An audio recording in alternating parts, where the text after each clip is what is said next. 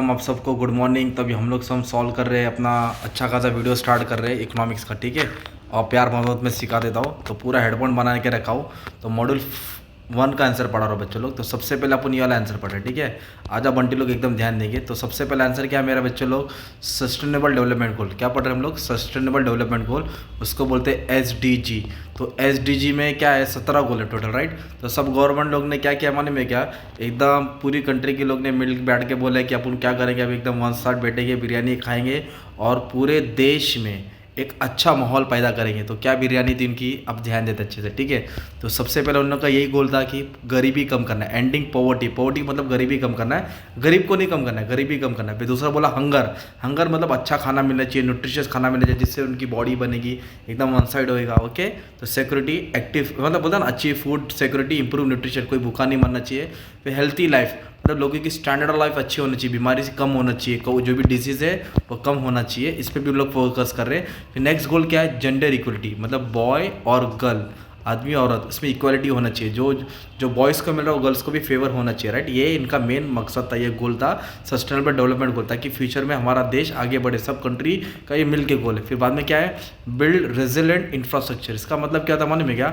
Shivaji boss में देखो ना, रजनीकांत जब चलता है तो गाँव गाँव कैसे बनता है, खेती बाड़ी होती है, डेवलपमेंट होता है, रोड बनता है, सड़क बनता है। तो ऐसा इंफ्रास्ट्रक्चर बना है जो हमारे देश को एकदम उन्नति, इनोवेशन, न्यू टेक्नोलॉजी, डिजिटलाइजेशन ले गया। फिर उसके साथ साथ ये भी ध्यान देना है कि जो भी सस्टेनेबल रिसोर्स है ना, मतलब रिसोर्स को वेस्ट नहीं होने देने का। ओशन मतलब समुद्र, मरीन बोले तो पानी, ये सब का रिसोर्स का सही इस्तेमाल होना चाहिए, ठीक है। इधर डैमेज नहीं होना चाहिए। और फिर मेन बात कैसे है, उधर पॉल्यूशन करके मच्छी लोग को भी नहीं मारना है, मतलब केयर करना है जो भी उधर कोस्टल लाइफ है। फिर हमको क्या करना है मालूम है बच्चे लोग? इधर ग्लोबल पार्टनरशिप, हमको वो कंट्री से जुड़ना है जो country eco friendly, solar energy, ये सब चीज़ का फ्यूचर में अपने देश को बढ़ा रहा है। वो देश से साथ नहीं देना जो पीछे जा रहा है। River is global partnership. तो हमारा देखो ना, हमारा पीएम अलग अलग जैसे जाके कंट्री से क्या कर रहा है, हाथों जोड़ रहा है, मिल रहा है, गले मिल रहा है, जिससे हमारा देश आगे जाएगा। तो इसको बोलते हैं सस्टेनेबल डेवलपमेंट गोल। तो इसमें इकोनॉमिक डेवलपमेंट भी होना चाहिए, सोशल डेवलपमेंट भी होना चाहिए, और एनवायरमेंट का प्रोटेक्शन भी होना चाहिए। तो एक आंसर तुम्हारा ये हो गया बच्चों लोग, ओके। अभी एक आंसर ये पढ़ेंगे हम लोग बच्चों लोग। क्या पढ़ेंगे मालूम है क्या? सबसे मेन आंसर है FDI। अब एग्जाम में FDI आया है, फॉरेन डायरेक्ट इन्वेस्टमेंट आया, टाइप्स आया, या मल्टीनेशनल कंपनी आया, कुछ भी आया, यही उठा के डालने का, राइट। तो FDI मतलब क्या होता है? फॉरेन कंट्री इंडिया में पैसा डालता है। अमेरिकन लोग, गोरे लोग, है ना, जो भी फॉरेन के लोग हैं वो हमारे इंडिया में पैसा डालता है। तो इंडिया में पैसा डालने से क्या होगा मालूम है क्या? अपना इन्वेस्टमेंट बढ़ेगा। क्या बढ़ेगा? क्योंकि उनका पैसा इंडिया में लगेगा तो इंडिया ग्रोथ होएगा। क्या होएगा? ग्रोथ होएगा, इन्वेस्टमेंट बढ़ेगा। फिर उन लोग की टेक्नोलॉजी अपने पास आएगी ना। अभी टेक्नोलॉजी का मतलब कैसा है? अभी अपने पड़ोसी में उसके पास मिक्सर है, तो हम लोग कंट्रोल लेके जाके बोला भाई जरा मिक्सर में पिस के देना। तो दोस्ती होती है, तो टेक्नोलॉजी शेयर होती है भाई। ऐसे ही फॉरेन कंट्री से दोस्ती होने, उनकी टेक्नोलॉजी हमारे पास आएगी, इनोवेशन न्यू क्रिएटिव प्रोसेस, जिससे हमारा देश और आगे जाएगा। जैसे 5G आ गया, अभी 6G आने वाला है, इलेक्ट्रॉनिक कार आ रही है, सब है ना। तो फिर balance of payment, import export. Balance of payment का मतलब क्या होता है? Import export. तो अगर हमारा देश में FDI आएगा ना, तो हमारा इंपोर्ट कम होएगा और एक्सपोर्ट ज़्यादा होएगा। एक्सपोर्ट ज़्यादा होने के कारण अपने पास सरप्लस बजट रहेगा, डेफिसिट नहीं होगा, शॉर्टेज नहीं होगा। सोशल डेवलपमेंट, जब लोगों के पास पैसा आएगा, काम करेंगे, तो सोसाइटी एक अच्छा बनेगी ना, स्कूल कॉलेज जाएंगे बच्चों लोग, क्राइम में नहीं इन्वॉल्व होंगे, सोसाइटी में रहन सहन बढ़ेगा, स्टैंडर्ड लिविंग होएगा। और इंफ्रास्ट्रक्चर मतलब सड़कें अच्छी बनेगी, बिल्डिंग कांच वाली बनेगी, ब्रिज डैम बनेगा, कम्युनिकेशन इंप्रूव होएगा, तो उसको इंफ्रास्ट्रक्चर बोलते हैं। क्योंकि जब बाहर का, आप देखो ना, माइंड स्पेस में, अरोली में कितनी सारी मल्टीनेशनल कंपनी, उधर का आसपास का इलाका वेल इंफ्रास्ट्रक्चर है ना। फिर इससे हमारा डोमेस्टिक इंडस्ट्री का क्या मिलेगा? स्टिमुलेट होगा। स्टिमुलेट मतलब वो भी बढ़ेगा। मतलब बाहर का पिज़्ज़ा बर्गर आ रहा है तो वड़ा पाव को भी थोड़ी ताकत मिलती है भाई, वो भी थोड़ा ग्रो होता है कि पब्लिक बोलती है नहीं भाई, इंडिया की इंडस्ट्री उसको भी ग्रो करना है। फिर सब्स्टिट्यूशन मतलब अभी हम क्या कर रहे हैं मालूम है क्या? जो चीज़ हम लोग बाहर से खरीदते थे ना, वो इंडिया में आ रहा है ना, तो फिर हमारा इंपोर्ट कम हो गया, तो हमारा चीज़ यही बन रहा है। फिर हम लोग क्या करेंगे, जो इंडिया की खास खास चीज़ें उसको हम लोग क्या करेंगे? एक्सपोर्ट करेंगे। एक्सपोर्ट करने से अपने को फॉरेन करेंसी मिलेगी, जिससे अपना कंट्री का करेंसी स्ट्रांग होएगा। कंपटीशन, क्या मिलेगा? कंपटीशन। इसमें फ़ायदा कस्टमर का, क्योंकि कस्टमर को डोमेस्टिक भी मिल रहा है, इंटरनेशनल भी मिल रहा है। तो अच्छी कंपटीशन के कारण कंज्यूमर को अच्छी क्वालिटी प्रोडक्ट कम प्राइस में मिल रहा है। फिर ह्यूमन कैपिटल, फिर क्या, फिर इधर से हम लोग बाहर लोग, अपने स्मार्ट लोग पीपल बाहर काम करने जाते हैं ना, गल्फ में जाते हैं, यूरोप में जाते हैं। तो फिर ह्यूमन डेवलपमेंट मतलब हम लोग ह्यूमन कैपिटल प्रोवाइड करते हैं, मैन पावर सप्लाई करते हैं। रेवेन्यू, गवर्नमेंट को टैक्स मिलेगा ना। आप लोग खाओ, पिज़्ज़ा खाओ, बर्गर खाओ, टैक्स देना पड़ता है ना। तो गवर्नमेंट फॉरेन की चीज़ पर टैक्स लगाता है, जिसमें गवर्नमेंट की झोली भरती है और अलग अलग सेक्टर डेवलप होता है। तो कुछ भी आंसर है ना, MNC वो सब, तो ये आंसर उठा के डालने के वन साइड, ओके। अभी नेक्स्ट आंसर क्या दिया बच्चे लोग, सोशल इंफ्रास्ट्रक्चर। सोशल इंफ्रास्ट्रक्चर का मतलब होता है कि हमारा सोसाइटी में इस तरह डेवलपमेंट होना चाहिए जहाँ बोलते हैं ना सड़क, road, railway, education, hospital, standard living सब वन साइड जाना चाहिए। तो इससे क्या होगा, तो सोशल इंफ्रास्ट्रक्चर में सबसे पहले HDI लिखने का है। HDI बोले तो ह्यूमन डेवलपमेंट इंडेक्स, सबसे पहले लाइफ एक्सपेक्टेंसी, जीने की उम्र, फिर एजुकेशन, फिर स्टैंडर्ड ऑफ लिविंग। ओके, तो इंडिया का लाइफ एक्सपेक्टेंसी, इंडिया के लोग कितने साल जीते, 60 साल जीते, और जापानी लोग, बुढ़े लोग 80-90 साल के जीते, तभी उन लोग जवान होते हैं क्योंकि उन लोग का लेवल हाई है। तो इसको इंप्रूव करना है। एक्सपेक्ट एजुकेशन, मतलब इंडिया में भी कितने पढ़े लिखे लोग हैं, 70% पढ़े लिखे लोग हैं, पर अमेरिका, US में जाएंगे, नॉर्वे, यूरोपियन जाएंगे, उन लोग 90-100% लिटरेट पर्सन है, तभी एजुकेशन भी बढ़ रहा है। स्टैंडर्ड लिविंग, रहन सहन, स्टैंडर्ड लिविंग का मतलब क्या होता है, रहन सहन, तो उसको भी ग्रो करना है। ये तीनों पॉइंट इसमें लिखते हैं HDI में। तो इंडिया का HDI पाकिस्तान, श्रीलंका सबसे ऊपर है, एशिया में इंडिया चाइना के साथ है। ओके, नेक्स्ट क्या इंडिया सोच रहा है कि HDI के साथ साथ देश की इकोनॉमिक ग्रोथ होनी चाहिए। इकोनॉमिक ग्रोथ बोले तो GDP बोले तो ग्रॉस डोमेस्टिक प्रोडक्शन। इसका मतलब ये होता है कि देश में सब चीज़ प्रोडक्शन होनी चाहिए, ज़्यादा चीज़ बनेगा तो ज़्यादा माल बनेगा, तो ज़्यादा लोग काम करेंगे, लोगों की इनकम बढ़ेगी, तो ग्रोथ हो रहा है, GDP बढ़ रहा है। पॉजिटिव एक्सटर्नलिटीज़, देखो इंडिया एक ऐसी कंट्री ना, वो किसी से लफड़ा नहीं करता है। जब कोई कंट्री किसी से वॉर नहीं करता है तो उसका इंपोर्ट एक्सपोर्ट चालू रहता है, उसके पास पैसा रहता है।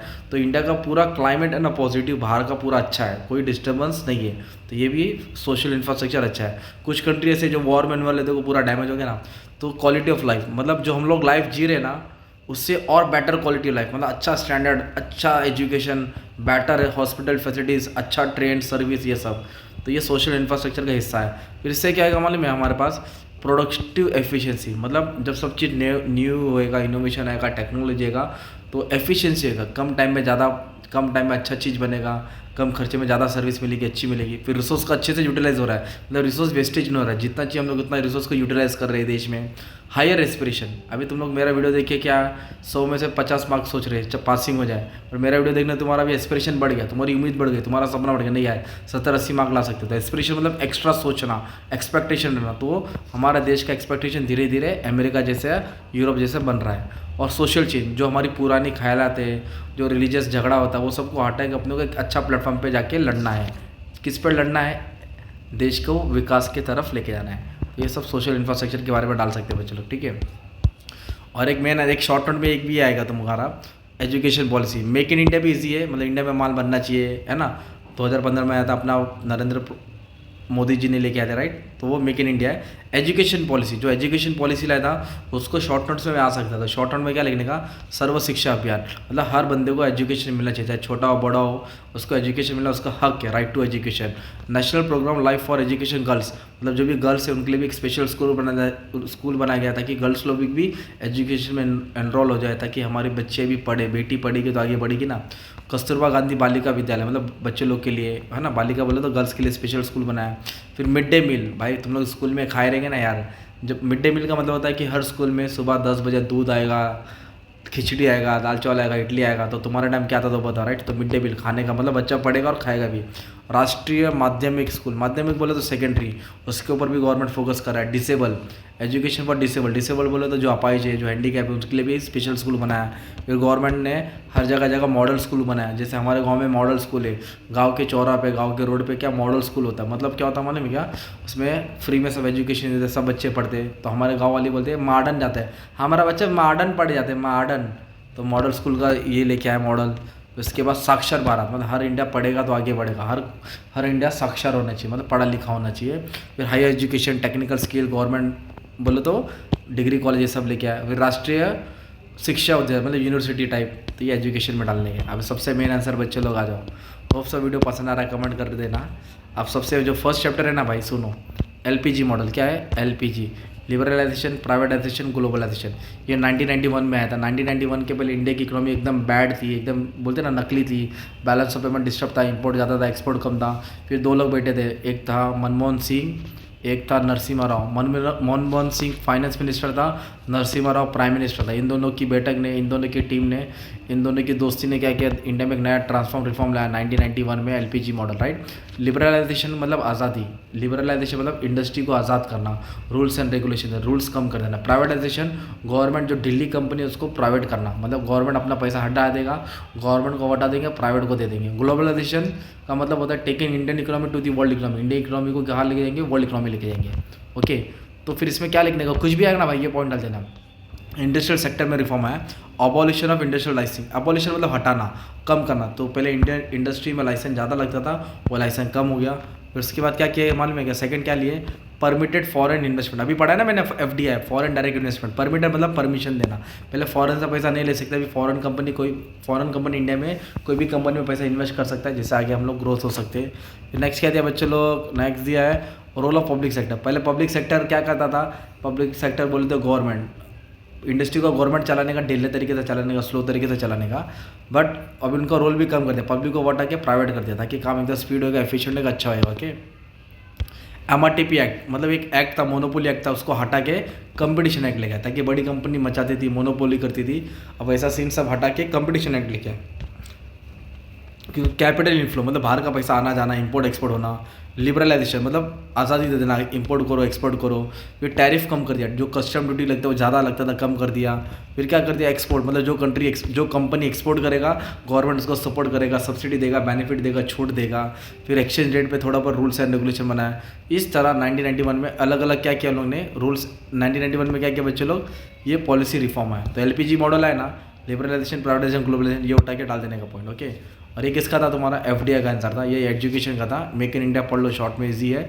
सोशल इंफ्रास्ट्रक्चर था, सस्टेनेबल डेवलपमेंट को ले, ठीक है। तो ये तुम्हारा हो गया मॉड्यूल 1, एकदम प्यार मोहब्बत में पढ़ा है भाई। खिलाओ पिलाओ, दोस्ती बढ़ाओ। Thank you very much. थक गया यार। टाइम बताओ कितना हो रहा है? टाइम हो रहा है बच्चों लोग, रात को 11 साढ़े 11 बज रहा है, ट्यूशन में बैठा हूँ, सुबह से पढ़ा रहा हूँ। चलो ठीक है, लव यू।